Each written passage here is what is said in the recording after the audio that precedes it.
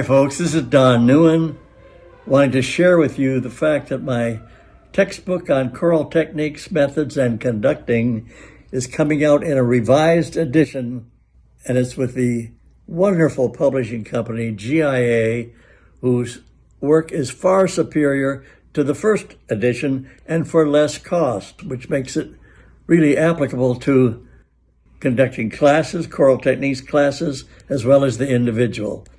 I hope you'll enjoy it, and I hope it will serve you well. First of all, I'd like to let you know sort of the sources from which it came.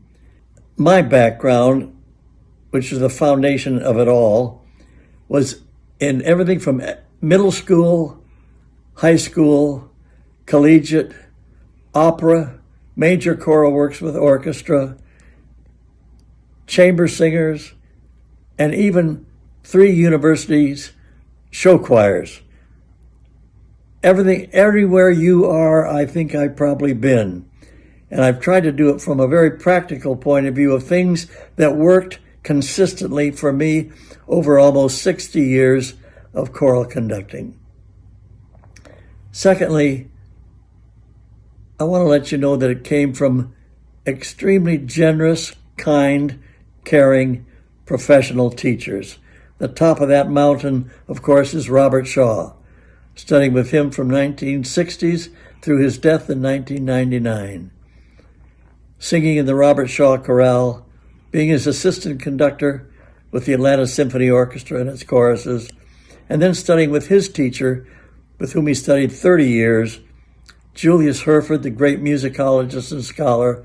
I studied with him for 18 years. Then there's Roger Wagner, the great choral conductor, studying French music and Renaissance music, Chester Harrison, Negro spirituals, Lara Hoggard, Brahms, and of course Julius Herford was wonderful from Renaissance through Stravinsky. I had the privilege and the honor of studying with people who knew, it seemed to me, everything, and they gave it to me so generously. And it's all in this book, and it's in a practical way, easy to understand, and applicable immediately in your next rehearsal. So it is that coming from me directly to you as your teacher who cares about you and your future mission in the choral art, wherever it may be, doing whatever it might be. Ooh is the warmest sound we have.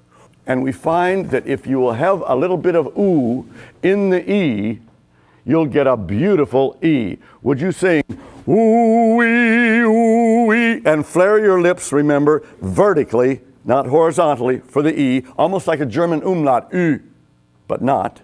The warmth of the ooh into the E. Here we go.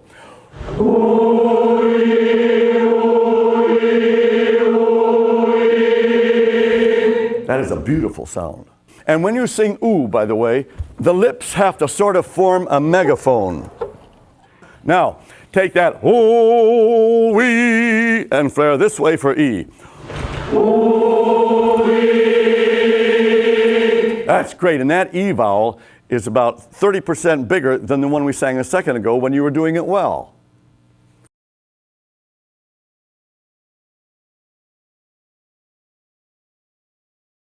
Thank you for letting me share this with you. At 91 years old, I appreciate that more than I can tell you. And I want to wish you well. Wish you well in your mission for the choral art. God bless you all.